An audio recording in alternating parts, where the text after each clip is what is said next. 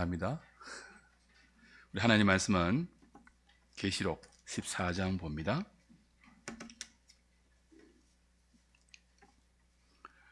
신약 성경 413페이지 계시록 14장 1절부터 5절입니다. 우리 같이 한 목소리로 합독하겠습니다. 시작. 또 내가 보니 보라 어린 양이 시온산에 섰고 그와 함께 14만 4천이 서 있는데 그들이 이마에는 어린 양의 이름과 그 아버지의 이름을 쓴 것이 있더라. 내가 하늘에서 나는 소리를 들으니 많은 물소리와도 같고 큰 우레소리와도 같은데 내가 들은 소리는 검은 고 타는 자들이 그 검은 고를 타는 것 같으라. 그들이 보호자 앞과 내 생물과 장로들 앞에서 새 노래를 부르니 땅에서 속량함을 받은 14만 4천 밖에는 능히 이 노래를 배울 자가 없더라. 이 사람들은 여자와 더불어 더럽히지 아니하고 순결한 자라. 어린 양이 어디로 인도하든지 따라가는 자며 사람 가운데에서 속량함을 받아 처음 익은 열매로 하나님과 어린 양에게 속한 자들이니 그 입에 거짓말이 없고 험이 없는 자들이더라. 아멘. 이번에 멀리 또 우리 강대훈 교수님 부산까지 와주셔서 오늘 오전과 오후에 사경회로 섬겨주시고 내일은 또 신학 포럼에서 하늘과 하나님 나라에 대해서 강의해 주십니다. 와주셔서 감사드리고 오늘도 우리 교수님 통해서 하나님께서 우리에게 주신 은혜의 말씀을 사모하는 마음으로 기다리고 큰 은혜 있기를 바랍니다.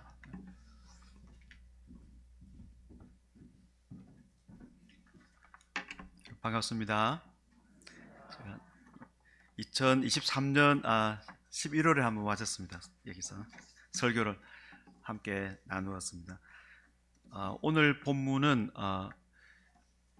13만 4천이라는 그 숫자를 통해서 하나님의 그 백성이 누구이고 어떻게 살아야 되는지를 알려주는 내용입니다. 다시 말해서 우리가 이제 하나님 백성으로 모여 있는데 하나님 백성이 어떤 사람들이고 어떻게 살아야 되는지를 알려주는 본문입니다. 요한계시록은 여러 이게 초월적인 세계에 있는 그런 천사들이나 또 이 지상에서는 보기 힘든 그런 어떤 그림을 통해서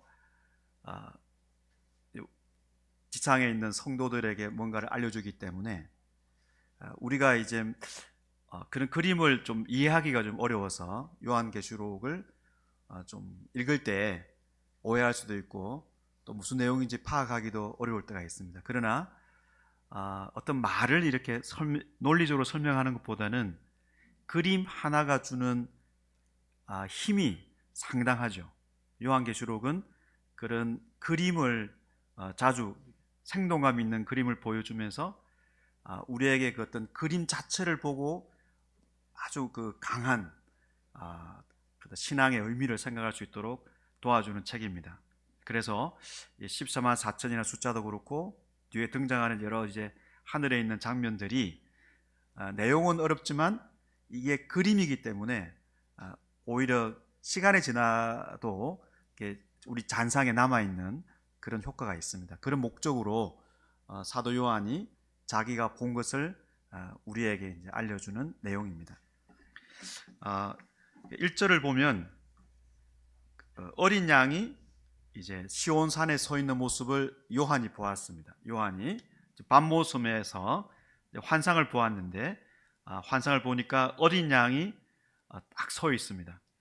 그리고 그와 함께 14만 4천이 서 있습니다. 14만 4천이 어린 양과 함께 서 있습니다. 14만 4천이라는 숫자는 처음 등장하지 않았고 7장을 보면 자세하게 설명이 됩니다.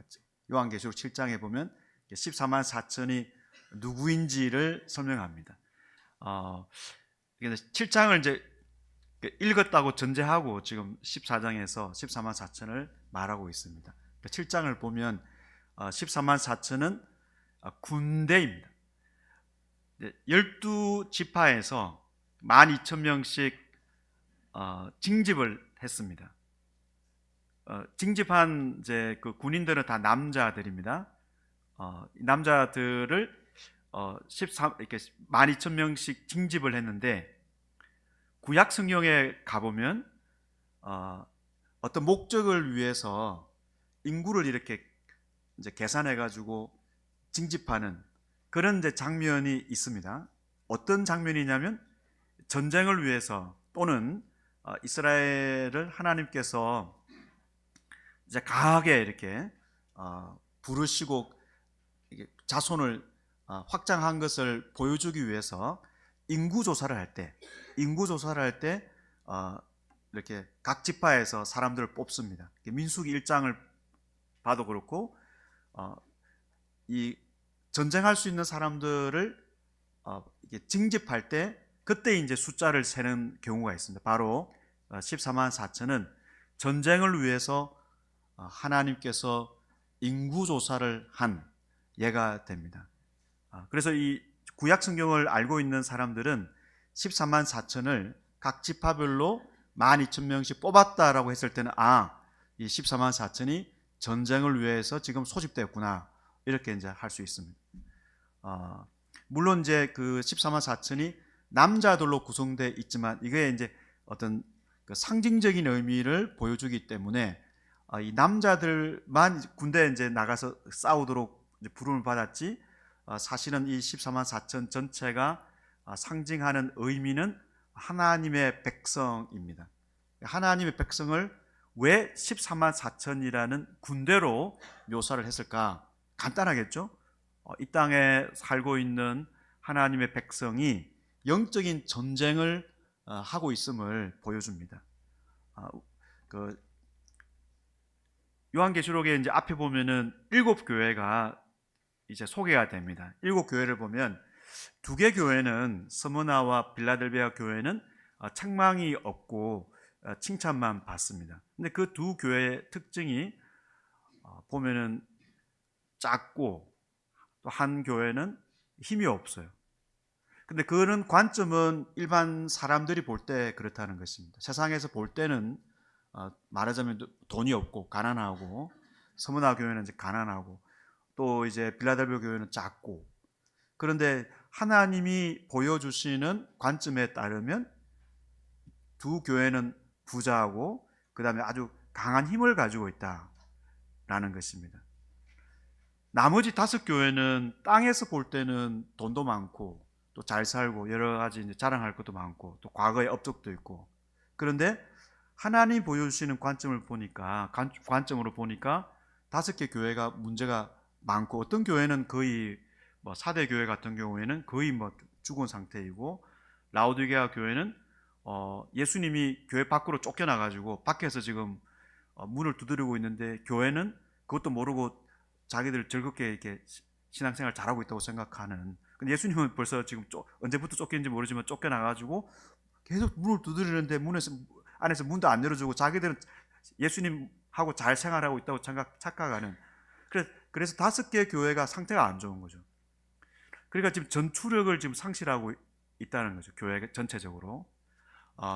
그래서 지금 14만 4천이라는 숫자를 통해서 원래 하나님께서 부르신 하나님의 백성은 이렇게 영적인 전투를 하도록 부르셨고, 지금 대부분의 교회가 전투력을 지금 상실하고 있다라는 것을 앞에서 보여주었습니다. 그리고 열심히 신앙생활하고 있는 교회 입장에서 봤을 때는 교인들 중에 벌써 지금 핍박을 받아서 죽는 사람도 생기고, 또 예수를 믿었는데 사회에서 좀 소외당하고, 그 당시에는 예수를 믿는다는 것은 뭐 국가가 대대적으로 핍박을 한 것은 아니지만 어느 시대든지 예수님을 믿게 되면은 그 사회가 갖고 있는 그 가치관과 다르게 행동하기 때문에 핍박을 받지 않을 수가 없죠. 거기다가 사회생활을 하기 위해서는 어떤 조합에 가입을 해서 그 조합에 수호신이 있으니까 수호신도 섬기고, 또 뭐 우리 전체를 또 보호 살펴주고 있는 황제도 섬기고 두루두루 이렇게 신들을 섬기면서 함께 또 밥도 먹고 제사 지낸 제사밥도 먹고 이게 즐기면서 사회생활도 하고 해야 되는데 예수를 믿는 사람들은 그거 안 하거든요. 그거 안 하니까 이제 점점 소외되고 장사하기도 힘들고 사업도 힘들고 어렵게 되는 겁니다. 그러다 보니까 굳이 이렇게까지 신앙생활 해야 되겠는가? 그렇게까지 할 필요는 없다. 그러니까 이제 교회 안에서 벌써 어떤 이 선생이라고 하는 사람들이 그렇게까지 신앙생활 하는 것은 너무 극단적인 급진적인 신앙생활이고 같이 또 동업조합에 가입을 해서 활동하다 보면은 뭐 수호신도 좀 섬기고 되게 황제도 좀 섬기고 또 예수님도 섬기고 이러면서 이렇게 하는 것이 괜찮다라고 하다 보니까 교회가 점점 이게 고난은 없어지는 거예요. 고난은 없어지는 거예요. 그러나 이제 열심히 신앙생활 하다 보면은 또 고난을 받고 그러면 이제 교회가 어떻게 해야 되는가? 지금 이 14만 4천이라는 군대 모습을 통해서 원래 예수를 믿는 사람들의 인생이 신앙생활을 잘 하다 보면은 갈등이 생기고 사회에서 어떤 소외도 겪을 수도 있고 또 인생 자체가 우리의 인생 자체가 어떤 영적인 싸움이기 때문에 어려움을 겪을 수 있다라고 이제 그 전제로 하고 있는 것입니다. 그래서 이 14만 4천이 군대로서 지금 묘사되고 있습니다. 우리가 하나님의 백성이 영적인 전쟁 중에 있는 군대라는 거죠. 그런데 영적인 열심을 보이지 않게 되면은 세상에서 그렇게 사실 그렇게 어렵게 살 필요가 없고 세상 신앙생활 하는 것이 전투라고 생각을 잘 안 하게 되죠. 우리 7개 교회 중에서 5개 교회처럼 그렇게 뭐 신앙생활 하는 것이 어떻게 보면 사회에서 이 2개 교회처럼 그렇게까지 어려움을 겪지 않아도 된다라고 생각할 수 있는 거죠. 그러나 지금 요한이 본 그림을 보면 반복해서 7장과 14장에서 보는 그림에서는 하나님의 백성은 영적인 싸움을 위해서 부름받은 14만 4천이다 라고 분명하게 말하고 있습니다.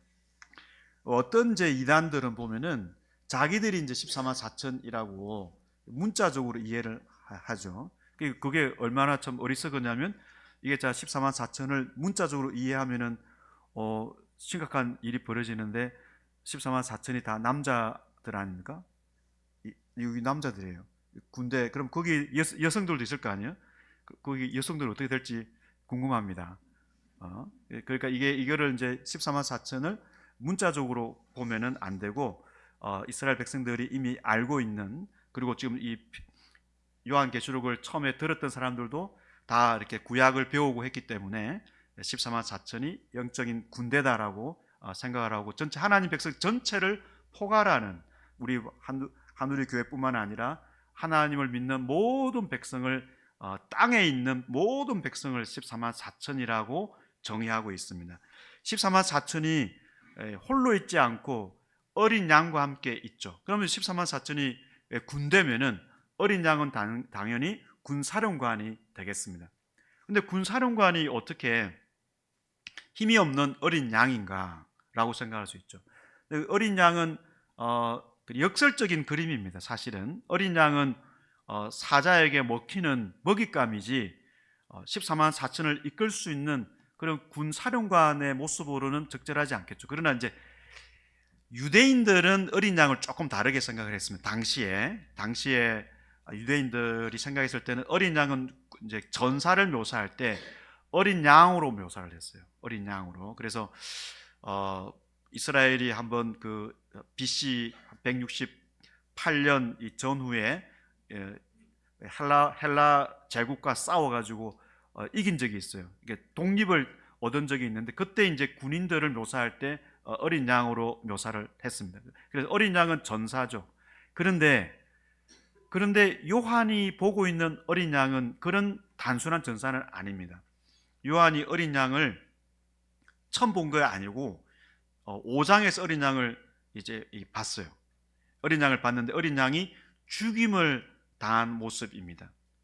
원래 이제 요한이 소리를 들었을 때는 하늘에서 하나님의 어떤 계획을 알 수 있는 그런 이제 내용이 그 내용이 두루마리에 새겨져 있는데, 그 두루마리에 새겨져 있는 내용을 알기 위해서는 인을 떼야 돼요. 그 인을 뗄 수 있는 사람이 누군가 기다리고 있는데 안 나타났습니다. 근데 소리가 들리기를 유다 지파의 사자가 인을 뗄 수 있다. 그러니까 유다 지파의 왕족이죠. 유다 지파의 약속된 다윗의 아들이 엄청 이제 강한 힘으로 오게 될 건데, 그러면 그 강한 힘으로 온다는 것을 유다 사자로 묘사한 거죠. 유다 지파의 사자가 강한 힘으로 이렇게 등장해서 역사의 비밀을 우리에게 알려줄 것이다 생각하니까 요한은 그걸 당연하게 생각하고 기대를 하고 있었는데, 듣기에는 그렇게 들었는데 딱 봤는데 사자가 아니라 어린 양인 거예요. 어린 양이. 근데 어린 양이 비참하게 죽은 모습을 하고 있다는 것입니다. 어린 양이.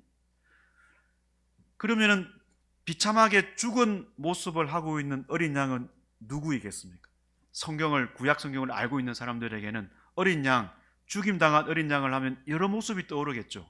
그 모습, 대표적인 모습이 6월절에 이스라엘이 애굽에서 해방을 했을 때 그 전날 밤에 도망 오는 날, 그날 밤에 어린 양이 죽고 대신 죽었죠. 어린 양이 대신 죽고 그 이스라엘의 장자들이 다 안 죽고 살아서 해방을 얻었습니다. 어린 양이 대신 죽었죠. 그 어린 양이구나. 또는 성전에서 제물로 드릴 때 백성의 죄를 대신해서 어린 양을 바칠 때 그 어린 양을 또 생각할 수도 있죠. 또는 이제 기독교에서 가장 중요하게 생각하는, 예수님과 관련해서 가장 중요하게 생각하는 우리 구약 본문 중에 하나가 이사야 53장인데요. 이사야 53장에 보면 고난을 받는 종이 등장을 합니다. 고난받는 종이 죄가 없어요. 하나님께서 일을 시켜서 보내셨는데 그 종이 자기 전에 없는데 많은 사람들을 살리기 위해서 도살장으로 끌려가는 어린 양처럼 죽습니다. 그래서 죽은 어린 양 하면은 이런 이 여러 가지 그림이 복합적으로 나오는 거예요. 요한계시록에서는 어떤 한 대상을 묘사할 때 이렇게 2개, 3개, 4개 이런 그림을 종합적으로 집어넣습니다. 그래서 어린 양이라고 하면은 그러니까 유월절, 그다음에 제물로서의 어린 양, 그다음에 우리를 위해서 대신 죽은 고난받는 종, 이걸 다 생각하는 거죠. 그래서 이 어린 양은 요한계시록에 24번 나옵니다. 이 어린 양은 예수님인데, 예수님이 우리를 대신해서 십자가에 죽으시고 그 십자가에 비참하게 피를 흘려 죽으심으로써 우리를 애굽에서 해방하셨던 것처럼 우리를 해방하시고, 또 우리 죄를 대신해서 죽으시고, 또 우리를 살리기 위해서 고난받는 종으로 죽으셨구나. 근데 이 어린 양이 보면은 지금 전사로, 군사령관으로 다 이렇게 등장을 하고 있습니다. 어린 양이 이미 전쟁에서 이긴 분이에요. 사단과의 전쟁에서 이미 이분이 이겼는데 어떻게 이겼냐면은 십자가의 고난을 받아 죽음으로써 이기셨습니다. 예수님이 십자가에 죽으신 것은 다른 사람들이 볼 때는 저 사람 힘이 없어가지고, 또는 거짓말하다가 거짓 메시아로 사형당했다 라고 생각을 했지만, 하나님의 섭리에 따라서 예수님은 죽는 것이 사단을 이기는 방식이었기 때문에 예수님은 십자가의 죽으심으로 사탄을 이기셨고, 사탄은 하늘에서 떨어졌죠. 예수님이 십자가에 죽고 하늘에 올라갈 때 사단은 떨어졌습니다. 이 사실이 요한계시록뿐만 아니라 누가복음도 그렇고 신약성경 전체가 말하고 있는 바죠. 예수님이 십자가에 죽으심으로 사탄이 하늘에서 떨어졌죠. 승리하신 예수님을 따르고 있습니다. 제가 지금 승리하신 예수님을 따르고 있습니다 라고 말하는 것보다는 어린 양을 따르고 있습니다 라는 말이 더 눈에 선명하게 지금 들어오는 거예요. 왜냐하면 어린 양은 전사인데 이분이 많은 사람을 살리기 위해서 대신 죽으심으로 전쟁에서 이기셨고, 이기신 분이 지금 14만 4천과 함께 있습니다. 어린 양과 함께 14만 4천이 어디에 있습니까? 시온산에 있습니다. 시온산. 시온산이라고 하면은 구약 성경에 시온산은 예루살렘이 시온이죠. 예루살렘이 시온입니다. 예루살렘이 보면은 예루살렘이 언덕이죠. 그래서 그 산 위에 이제 성전이 세워졌습니다. 이 시온산은 여러 이제 그 목적으로 구약 성경에 수없이 등장하는데 대표적인 내용이 오늘 그 우리 찬송인가 이렇게 앞에 이제 예배 때 나왔습니다. 하나님이 구원하시는 장소가 시온산입니다. 하나님이 자기 백성을 또 부르는 장소도 시온산입니다. 시온산에 자기 백성을 다 불러가지고 그 백성을 구원하시고 보호하시고, 또는 하나님이 어떤 사람을 세워가지고 이스라엘을 구원할 사람을 세워가지고 그 자기 백성을 다 모으는데 그 모으는 장소가 또 시온입니다. 그래서 시온산이라고 하면은 하나님이 자기 백성을 구원하러 오시는 장소이고, 또 구원하기 위해서 어떤 그 지도자를 보내시는 장소가 시온산입니다. 시온산도 실제 어떤 장소를 말하는 건 아닙니다. 14만 4천도 하나님 백성이 세어보면은 실제로 문자적으로 14만 4천이라는 뜻이 아니고 하나님 백성 전체를 지금 전투하는 14만 4천으로 묘사를 했듯이 지금 시온산도 상징적인 의미가 있습니다. 그러니까 어린 양이 자기 백성을 보호하고 구원하기 위해서 이 땅에 그의 백성과 함께 있다라는 말을, 제가 이런 말을 하나 그림으로 표현하면 이렇습니다. 14만 4천이 어린 양과 함께 시온산에 있다. 이게 그림이지만 어떤 많은 설명보다도 더 선명하게 지금 뭔가를 알려주고 있죠. 14만 4천이 어린 양과 함께 전투를 벌이고 있는데 시온산에 있으니까 하나님의 보호를 받고 있구나. 하나님의 보호를 받고 있구나. 시온산에서 보호를 받고 있다고 생각할 수 있습니다. 그래서 14만 4천 중에서 한 명도 잃어버리는 자가 없어요. 그래서 보면은 14만 4천의 이마에 이름이 새겨져 있죠. 이름은 소속을 말하고 있습니다. 소속. 그 약간 이제 어떤 그 직장 다니는 사람들은 여기 이름표를 달고 다니지 않습니까? 그죠? 그 달고 싶어 죽잖아요. 나도 한번 달고 싶다 이렇게. 그게 이제 소속을 말하고, 또 동시에 이게 어떤 충성을 의미하고 있죠. 내가 이렇게 삼성 이렇게 뭘 달고 다니면은 그 삼성에 충성을 해야 되는 거예요. 그러니까 여기 14만 4천은 아버지와 어린 양의 이름을 이마에 새기고 있다. 그러니까 이름을 새기고 있으니까 어린 양하고 아버지에게 소속되어 있고, 또 어린 양과 아버지께서 보호하시고, 그 다음에 이 보호받고 있는 이 14만 4천은 바로 아버지와 어린 양을 위해서 충성하고 있는 군대다라고 말할 수 있습니다. 그런데 이 어린 양하고 아버지의 이름을 새기고 있는 사람들은 14만 4천이고요. 세상에 이 사람들만 있는 게 아니고 이 세상에는 다른 사람들도 있습니다. 요한계시록에는 그 다른 사람들이 짐승의 이름을 받은 사람들이에요. 그러니까 어린 양과 아버지의 이름을 새기고 있는 14만 4천이 있고, 14만 4천과 다른 종류의 사람들은 짐승의 표를 또는 짐승의 이름을 가지고 있는데, 그 짐승의 표가 또 숫자를 세어보니까 666이다 이렇게 되어 있죠. 지금 이게 우리가 지금 14장을 보고 있거든요. 14장 앞에 보면은 13장이 있는데 13장에 그 짐승이 딱 나와요. 짐승이 엄청 이렇게 번역을 짐승이라고 했지만 사실은 괴물이 맞습니다. 이 괴물이 두 마리가 등장하는데 한 마리는 바다에서 등장을 해요. 굉장히 무섭죠. 바다에서 그 괴물이 고개를 좀 내밀면서 이렇게 등장하는데 엄청 무섭게 등장해요. 그 괴물이 엄청 무서운 괴물이 등장하는데 구약 성경에 있는 그 괴물들, 못생긴 괴물들의 모든 걸 합친 가장 무섭게 생긴 그 괴물이 바다에서 나옵니다. 엄청 무섭죠. 그 바다에서 나와서 전쟁을 하려고 딱 하고 있는데 너무 무서워가지고 누가 이 짐승하고 맞서서 싸울 수 있을까라고 다 두려워하고 있는데 바로 그 다음 장면이 이 장면입니다. 14만 4천입니다.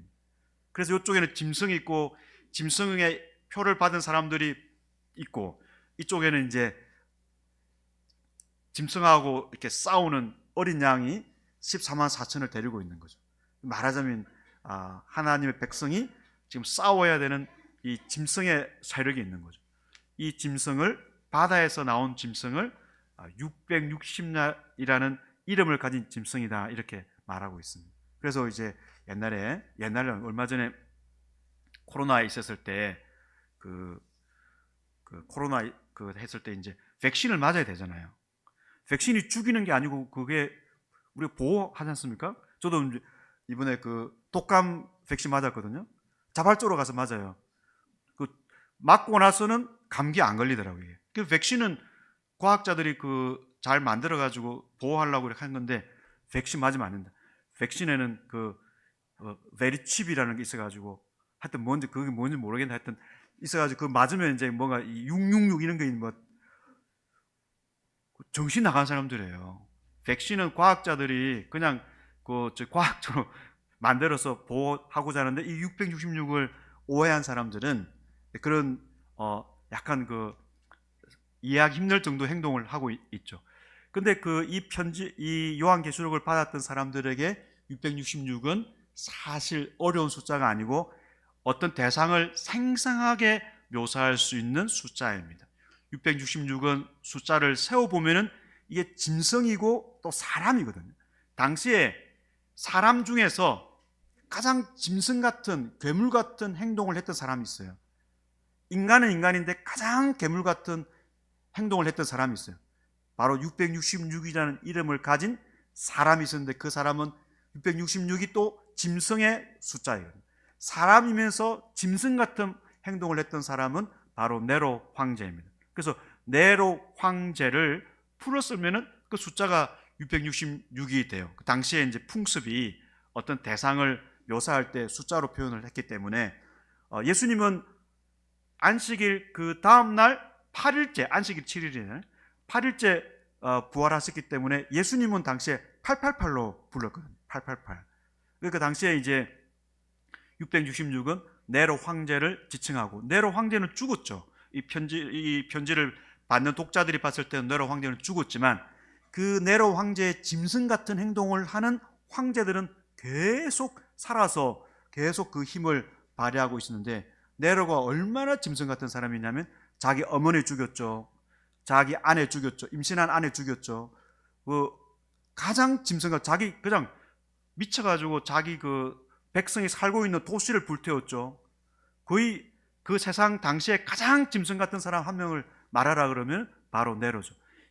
짐승이라는 단어 자체도 풀었으면은 또 666이 됩니다. 그래서 666 하면은 두 가지 의미를 동시에 알려줄 수 있어요. 이 사람은 어떤 이 무력으로, 폭력으로 세상을 통치하고 괴롭히는 짐승 같은 인간,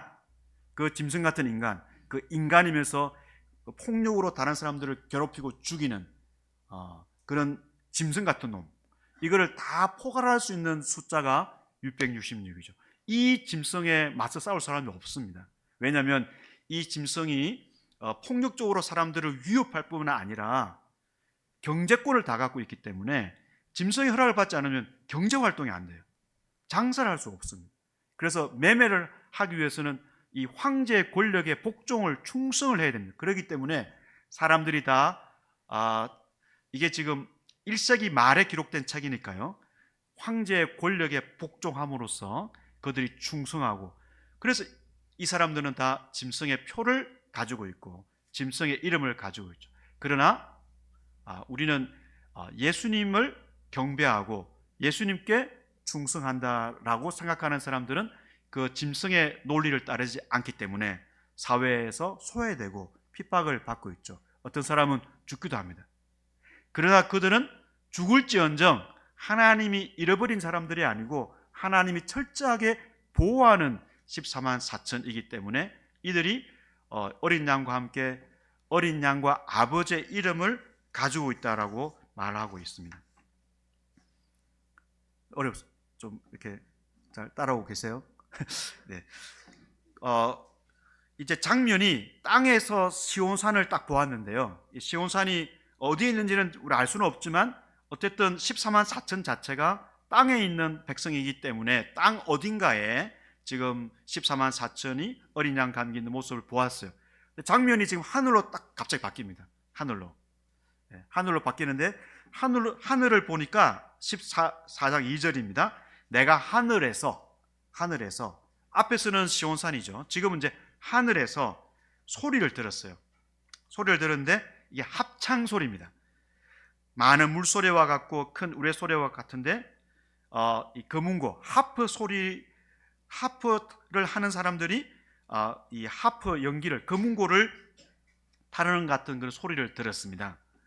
하늘에서 합창 소리를 들었는데 그들이 3절을 보면은 보좌 앞과 내 생물과 장로들 앞에서 새 노래를 불렀다라고 하고 있습니다. 이게 하늘에 하늘 성전이 있어요. 그러니까 하늘에서 예배를 하나님께 찬송하고 하나님께 이제 기도하고 하는 그런 하나님을 찬송하는 모습이 하늘에서 펼쳐지는데 그런 이제 하늘의 모습이 하늘 성전의 모습입니다. 신약 성경에서 하늘에서 예배하는 장면은 요한계시록에만 있습니다. 요한계시록에만 하늘에서 예배하는 장면이 다 일곱 장면이 있습니다. 거기 보면은 찬송의 내용이 나와요.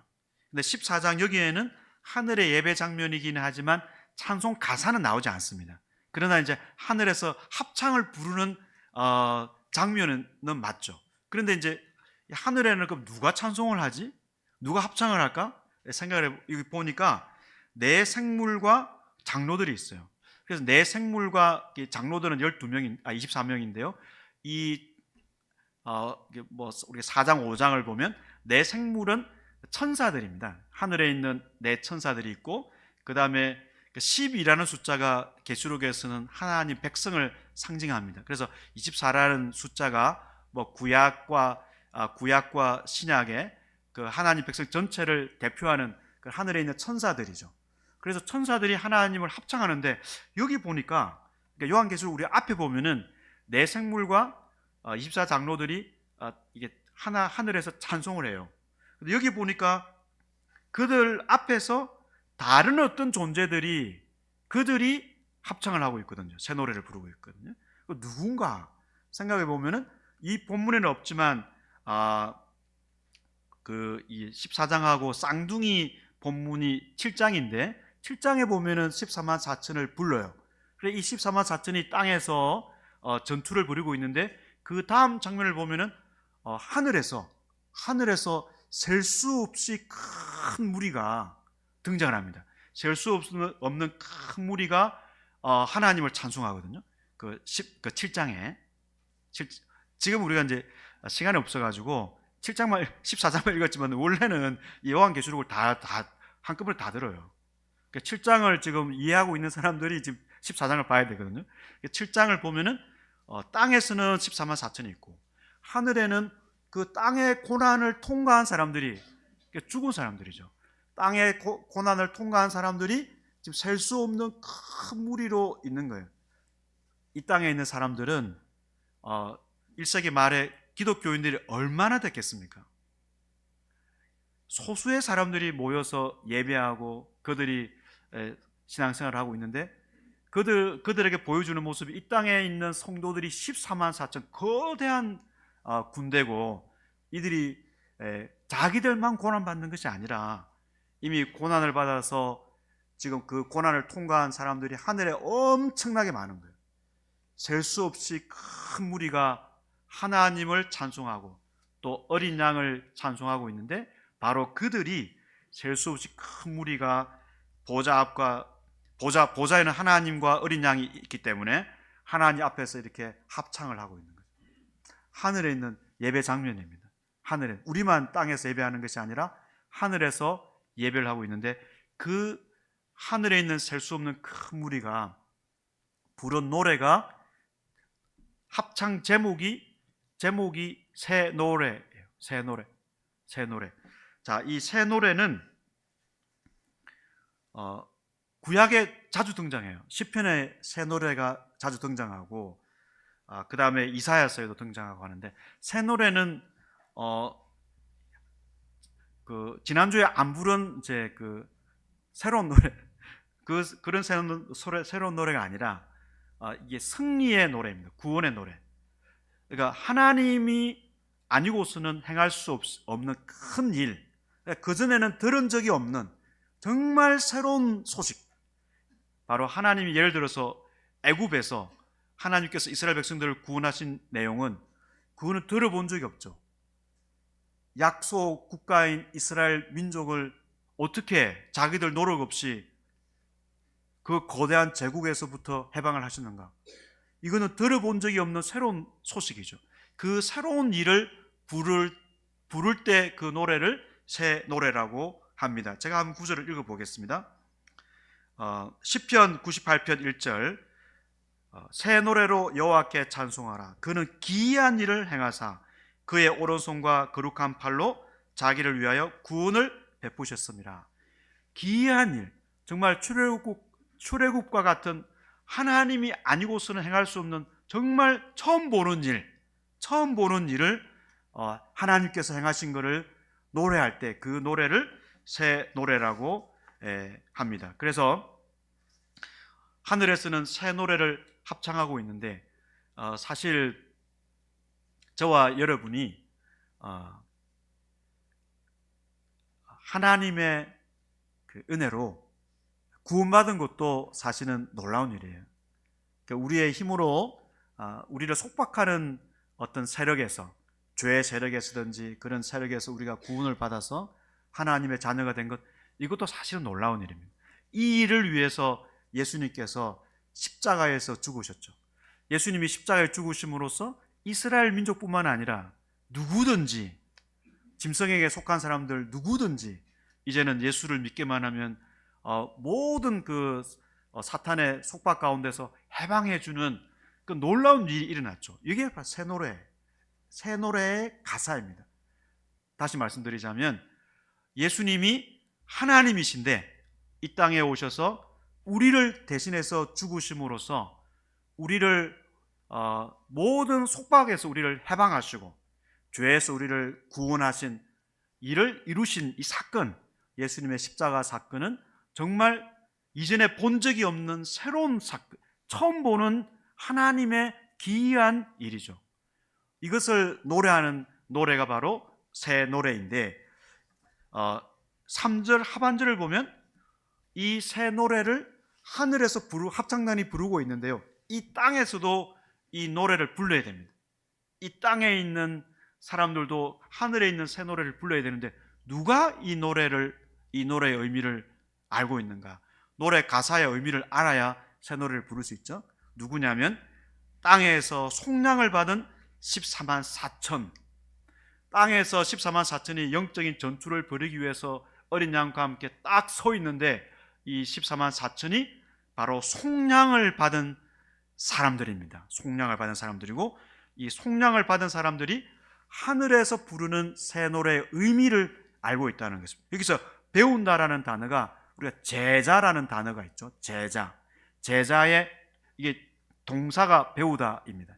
그러니까 예수님을 따르는 제자들처럼 예수님을 따르고 믿고 있는 사람들이 이 새 노래의 의미를 알고 있는데, 이 새 노래의 의미를 알고 있는 사람들이 속량을 받았다라고 하고 있습니다. 속량하다라는 단어가 이 어떤 시장에서 여러분 혹시 아고라라는 말 들어보셨어요? 아고라? 요즘 흔히 이제 인터넷에 아고라라는, 아고라가 시장이죠, 시장. 이 동사가 이제 지금 속량하다는 단어거든요. 그래서 당시에 노예 시장에서 노예를 어떤 사람이 돈을 주고 노예를 풀어줄 때 이 풀어주다예요. 풀어주다. 그러니까 불쌍한 사람이 노예로 좀 잡혀 있는데 시장에 노예로 판매하고 있는 거죠. 사실 요한계시록에서는 가장 심각하게 생각하는 것을, 인간을 상업화하는 것을 가장 심각하게 생각합니다. 인간을 상업화하는 거. 그래서 18장 14절에 보면은 사람들이 매매하는 물품이 나와요. 매매하는 물품의 맨 마지막에 인간이 나옵니다. 인간을 사람들은 노예로 노예로 사고 팔았고 그 노예를 어떻게 불렀냐면 몸뚱이로 불렀습니다. 몸뚱이로 불렀고, 그런데 그 몸뚱이가 사실은 인간이죠. 영혼들. 그래서 인간을 사고 파는 것. 그러니까 우리 사회가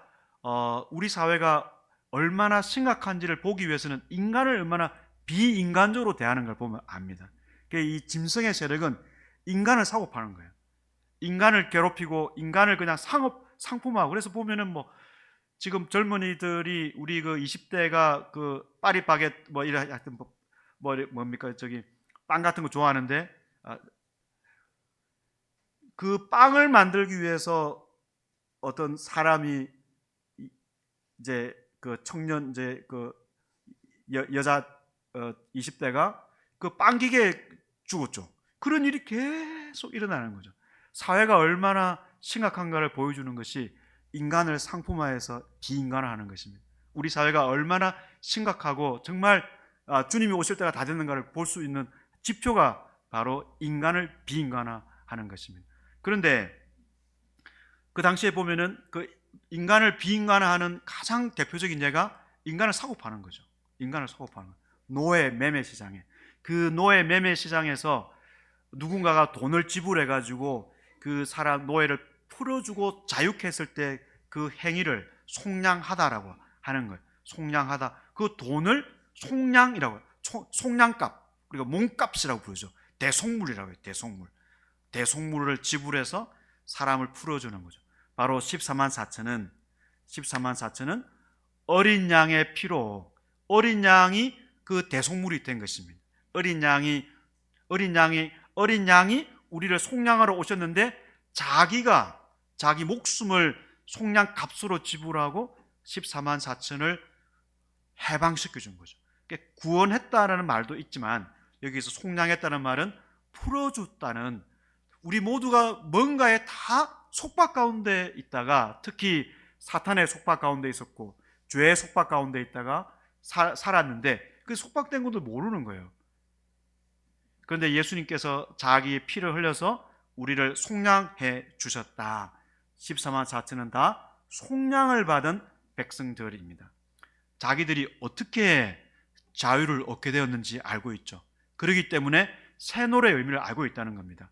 하나님께서 이루신 정말 기이한 일, 처음 있는 일, 새로운 일은 뭐냐 하면은 성자 하나님께서 자기 목숨을 들여서 세상을 구원해 주는 길을 열어 놓으신 것이죠. 이것이 정말 새 노래의 핵심 가사 내용이고, 그래서 속량을 받은 14만 4천은 바로 그 새 노래의 의미를 알고 있습니다. 자, 여기까지 내용을 보면 저와 여러분이 누구인가를 생각해 볼 수가 있습니다. 우리는 속량을 받은 14만 4천에 포함되어 있습니다. 우리가 아버지와 어린 양의 이름을 이마에 새겼죠. 우리가 새긴 것이 아니고 새겨진 것이죠. 그래서 어린 양이신 예수님께서 우리를 끝까지 보호하시는 거죠. 우리 중에는 어떤 인생에서 어려움을 겪기도 하고, 또는 내가 예수를 믿어서 잘 되기를 바라지만 인생이 내가 생각한 대로 안 되고, 꼭 말하자면 왜 이렇게 인생이 꼭 꼬이면서 되느냐라고 생각할 수도 있고, 또는 어떤 사람은 뜻을 이루지 못하고 또 죽을 수도 있어요. 그러나 하나님이 보여주시는 그림을 보니까 우리 하나님을 믿는 하나님의 자녀들은 아버지와 어린 양의 이름을 새기고 있는 인을 쳤다 그러잖아요. 그런 새기고 있는 14만 4천으로서 이 땅에 이렇게 어려움을 겪으면서 살아갈 수밖에 없습니다. 그럼에도 불구하고 우리가 어린 양의 보호를 받고 있죠. 또 우리는 어린 양에게 또 충성을 하는 것입니다. 그러면서 우리가 무엇을 그러면 이 땅에서 고백을 해야 되는가? 하늘에서 고백하는 가사를 그대로 따라하면 됩니다. 14장 이 본문에는 가사가 없지만 나머지 하늘 예배 장면에는 가사가 다 나옵니다. 4장에 5장에도 가사가 나와요. 무엇을 교회가 찬송을 해야 되는지를 가사가 다 나옵니다. 그 가사의 핵심이 뭔가 하면은 바로 성자 하나님께서 우리를 구원하기 위해서 자기를 십자가에 내어 주셨고 비참하게 피 흘리심으로써 우리를 속량하셨습니다. 이것이 우리가 항상 노래하고 감사하고 살아야 되죠. 우리가 물론 고난을 받고 어려움에 처할 수도 있습니다. 고난이 없는 인생이 어디 있습니까? 뜻하지 않게 어려움이 오죠. 그러나 그런 가운데서도 우리를 위해서 피 흘려 죽으시고 속량하신 어린 양의 사랑을 생각할 때 그런 어려움을 견딜 수 있는 것입니다. 왜냐하면 우리를 위해서 자기의 몸을 주신 예수님께서 지금 우리를 얼마나 보호를 하시겠습니까?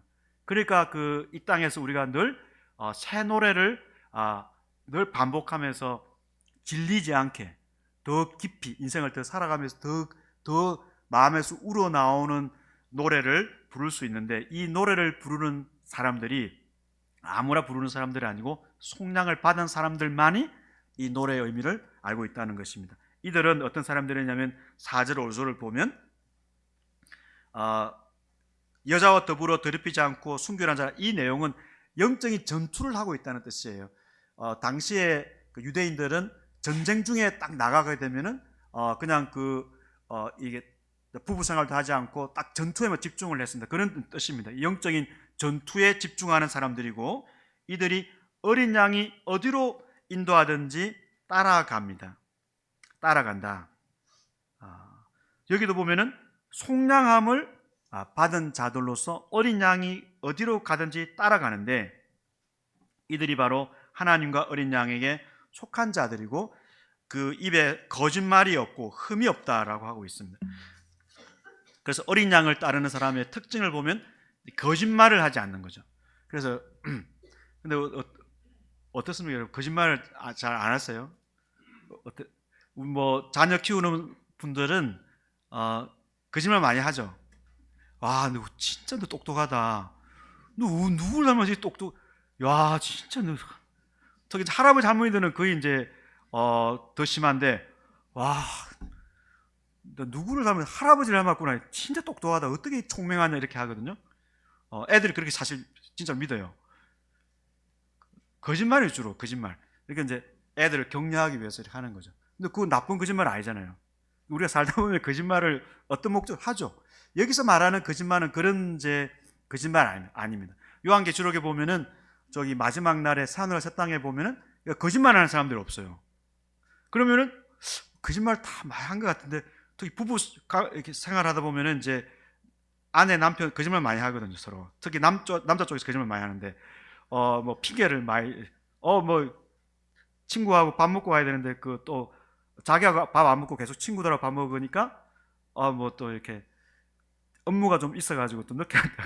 아니 뭐 그런 사람 못 가는가? 하늘 새 땅에 그러지 않죠. 14만 4천은 어린 양의 이름을 가지고 있고 아버지 이름을 갖고 있고 보호를 받는 백성이기 때문에 이 14만 4천은 그대로 이제 새하늘 새 땅에 가는데, 거짓말, 요한계시록에서 거짓말은 우상 숭배와 관련이 있어요. 우상 숭배. 그러니까 이 영적인 전투는 사실은 말의 전투입니다. 말. 이 사탄의 세력은 끊임없이 거짓말을 해요. 어떤 거짓말을 했냐면, 아이고 지금 짐승을 숭배하고 짐승의 뜻에 따르고 하는 것이 괜찮다. 다 그렇게 사는 것이지. 먹고 살기 위해서는 그렇게 해야지. 그러면서 짐승의 논리대로 그냥 따라가고 부추기는 짐승이 있어요. 그게 땅에서 온 짐승입니다. 땅에서 온 짐승은 그 황제를 숭배하도록 하는, 지금 우리 시대는 황제가 없죠. 그러나 비슷한 어떤 그런 옛날의 황제처럼 하는 어떤 뭐 돈이라든지 돈을 숭배하는 것, 그런 것이 옛날에 짐승을 숭배하는 것하고 비슷하게 되겠죠. 그래서 부추기는 사람들이 있잖아요. 그러면 이제 거짓 선지자들이 땅의 짐승이죠. 또는 그 지방에서 황제를 숭배하도록 부추기는 사람들, 그런 사람들이 다 황제를 숭배하도록 해야 자기가 먹고 살 수 있어요. 그 사람들이 거짓말하는 사람들이고, 그 거짓말에 속는 사람들이 바로 그 짐승의 표를 받는 사람들입니다. 그러나 어린 양은 어떤 분인가? 제가 좀 전에 그 어린 양을 말씀드릴 때 유월절 어린 양, 그 다음에 속죄 제물의 어린 양, 그리고 이사야 53장에 있는 고난받는 종이 어린 양처럼 도살장에 끌려간다 말씀드렸는데, 이 어린 양의 특징이 거짓말을 하지 않는다 이렇게 되어 있습니다. 제가 한번 이사야 53장을 읽어보겠습니다. 이사야 53장 7절 9절인데요. 마치 도수장으로 끌려가는 어린 양과 들 깎는 자 앞에 잠잠한 양같이 그의 입을 열지 아니하였도다. 그는 강포를 행하지 아니하였고 그의 입에 거짓이 없었으나, 예수님이 거짓이 없이 거짓말을 하지 않고 진실하게 고난의 길을 가신 분입니다.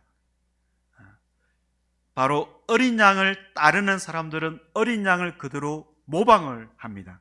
어린 양 그대로 모방을 하죠. 그렇기 때문에 어린 양이 거짓이 없는 고난받는 종이었던 것처럼 14만 4천도 어린 양을 따르기 때문에 어린 양처럼 거짓말을 하지 않는다. 다시 말해서 짐승과 같은 그런 세력의 편에 서서 그들을 따르지 않는다라고 말할 수 있겠습니다. 그래서 오늘 우리 14만 4천에 대해서 배웠는데요. 우리 교회에서 우리 이제 14만 4천, 우리가 이제 우리 하나님의 백성 전체가 14만 4천이고 우리도 14만 4천에 포함되어 있는 사람들입니다. 교회에는 거짓말하는 사람이 나타날 수가 있어요. 한국 교회, 우리 교회에 그 거짓말하는 사람들이 주로 뭘 이야기하느냐? 우상 숭배를 조장하는 거죠. 우상 숭배. 우상 숭배라는 것은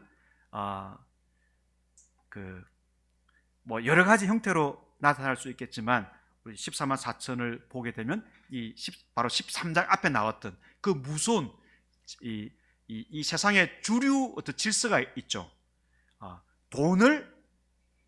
그냥 돈을 숭배하면서 살아야 된다. 그런 것이 다 사실은 우상 숭배죠. 그걸 부추기고 가르치고 이런 것들이 다 이렇게 교회에서 하는 거짓말이죠. 그래서 우리 여기 우리 이제 이렇게 개혁 신학을 가르치고 이 성경의 기초에서 교회 교육을 하고 이렇게 하는 목적이 뭐냐면 바로 어린 양을 잘 따르기 위함입니다. 어린 양을 따르는 이 삶이 이 땅에서는 조금 손해보고 또 힘들 수도 있지만 바로 그런 길이 속량의 의미를 알고 있는, 그 새 노래의 의미를 알고 있는 그 속량받은 사람들이 불러야 되는 새 노래가 됩니다. 어린 양은 어떻게 놀랍고 큰 일을, 즉 새 노래의 가사를 만드셨습니까? 어린 양이 강하시고 또 하나님이시지만 자기의 목숨을 들여서 우리를 속량하셨죠. 그것이 어린 양이 보여주신 승리의 방식입니다. 14만 4천이 어떻게 전쟁에서 이길 수 있는가? 어린 양의 방식으로 싸워야 이길 수 있죠. 어린 양의 방식으로 싸워야 이길 수 있다는 것을 14만 4천이 잘 알고 있습니다. 그러면 저와 여러분이 어린 양을 따르고 있는 사람들로서, 새 노래의 의미를 배우고 있는 잘 아는 제자들로서 어떻게 영적인 전투에 나서서 이 세상에서 싸워 이길 수 있겠습니까? 어린 양처럼 고난의 길을 가는 거죠. 좀 지고, 논쟁할 때 좀 그렇게 이기고 사지 말고 지고, 그 다음에 교회 생활할 때도 어린 양의 방식으로 좀 희생하고, 어린 양이 했던 그대로 그냥 따라가고, 그렇게 하는 방식이 사실은 이 세상에서 영적인 전투에서 우리가 이길 수 있는 방식입니다. 그러면서 우리 교회가 교회로 모여서 예배할 때 우리가 이제 그 삶의 예배라는 말을 쓰지 않습니까? 삶에서 예배를 한다. 그래서 사실은 요한계시록을 보면은 삶에서 예배한다는 표현은, 그런 표현은 없죠. 이게 사실 하늘에서 예배하는 장면만 보여주거든요. 하늘에서 성도들이 모여서 예배하죠. 그거를 이제 똑같이 흉내내는 사람들이 주일에 모여서 하늘의 예배를 흉내내잖아요. 그리고 요한계시록에 보면은 이 땅에서 우리가 이렇게 기도하고 할 때 이 기도가 또 하늘의 예배의 그 요소로 직접 실제로 그 기도가 예배에 사용되기도 하거든요. 그래서 삶에서 우리가 살아가는 것도 당연히 중요하죠. 어린 양을 따라서 우리가 살아야 되니까. 또 한번 생각해 볼 점은 우리가 이렇게 예배로 모여서 주일에 예배로 모여서 우리가 하늘에서 예배하는 새 노래를 우리가 같이 합창하고 우리 성도들이 다시 한 번 더 승리를 다짐하는, 이것도 굉장히 중요하다 생각을 합니다. 예배로 모여서 예배하는 것. 왜냐하면 하늘에서는 지금 예배로 모여 있으니까. 그래서 하늘에서 예배로 모여서 그들이 찬송하듯이 우리는 성도들이 모여서 어린 양을 통해서 이루신 새 노래를 우리가 함께 부르는 거죠. 그러면서 삶의 현장에서 흩어질 때는 어린 양의 방식으로 영적인 전쟁을 싸우는 것이다. 어떻게 싸우는가? 어린 양이 희생하심으로써 이기신 것처럼 우리도 낮아지고 고난의 길을 가는 것이 이기는 것이다. 이렇게 생각해야 되겠죠. 그리고 우리 인생에서 어떤 어려움이 오고 내가 뜻하는 대로 풀리지 않더라도 사실은 이 하늘의 새 노래 이 장면을 보면은 이 고난의 길을 가는 것이 이게 패배한 거거나 또 내가 뭐 잘못된 것이 아니라 이게 승리로 가는 길이고 이 자체가 지금 어린 양을 잘 따르고 있는 것이구나, 이렇게 생각을 해야 됩니다. 그래서 오히려 이 세상에서 잘 풀리고 자랑할 것이 많고 그런 것이 어린 양을 잘 따르는 길인지 오히려 엉뚱한 곳으로 가는 길은 아닌지 오히려 두려워하고 어린 양을 잘 따라서 어린 양 방식으로 살아갈 수 있기를 바랍니다. 네, 기도하겠습니다. 하나님, 오늘 주신 이 하늘의 새 노래를 부르는 장면, 또 시온산에서 14만 4천이 어린 양과 함께 서 있는 장면, 이 장면들이 우리가 예배할 때나 또 세상을 살아갈 때 떠나지 않게 하시고 우리의 삶을 이끌어주는 그러한 귀한 그림이 될 수 있도록 도와주시옵소서. 예수님의 이름으로 기도합니다. 아멘.